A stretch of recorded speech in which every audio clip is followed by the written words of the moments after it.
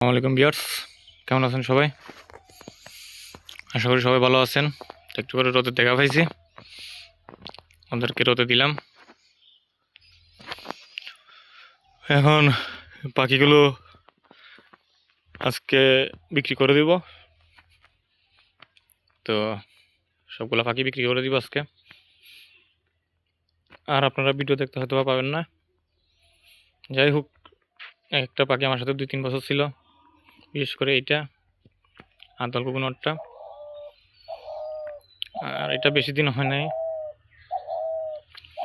তো কীরকম টেম হয়েছে পাখিগুলা দেখেন, টাকাটাকি করতেছে। তো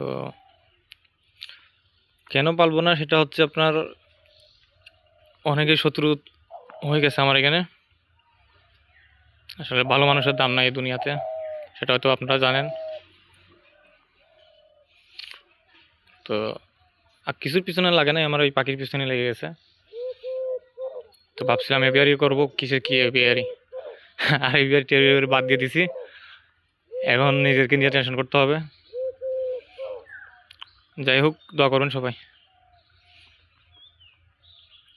আর আপনারা কেমন আছেন জানাবেন।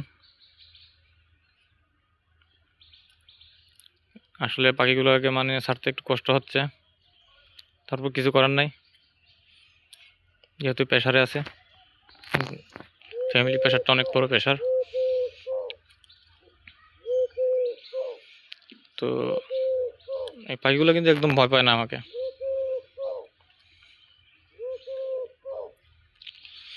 সবগুলা টিম করে পাখি, তো শিকারি।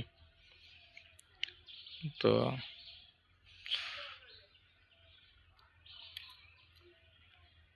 হয়তো আমার দোষে বা যার দোষই হোক, পাখিগুলোকে বিদায় করতে হচ্ছে।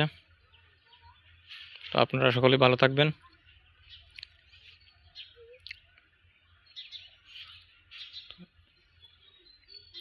এই আর কি লেটেস্ট আপডেট আমার।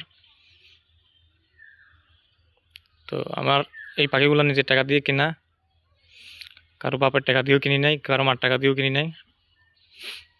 জব করছি, 1-2টা পাখি পালছি। আর আপনারা তো আগের ভিডিওতে টাকাতে দেখছেনই আমার কীরকম লস ছিল। কারো কাছ থেকে টাকা নিয়ে আমি এগুলো কিনি নাই। এখন কিছু বলার মতো নাই,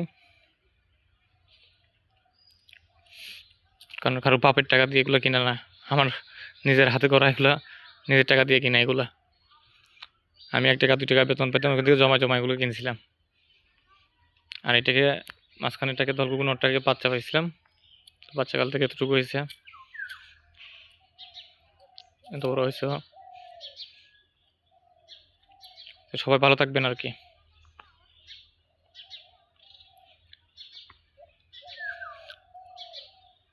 আল্লাহ হাফেজ।